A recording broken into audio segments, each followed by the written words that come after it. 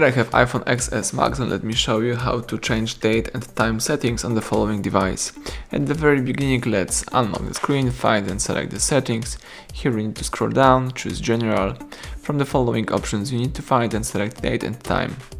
And here, as you can see, I've got my time set it automatically, but I can disable this option, and here I can change my time zone. Let's just type something right here. For example, it could be the time zone from London. You can change the date and also the hour. Here you can also use the 12-hour format instead of 24. It only depends on you. So everything is right here, but in my case, let me use the automatic set of date and time. It's easier for me, so let me just use it, and let's go back to use your device in a normal way. So thank you for watching. Please subscribe our channel, leave thumbs up under the video.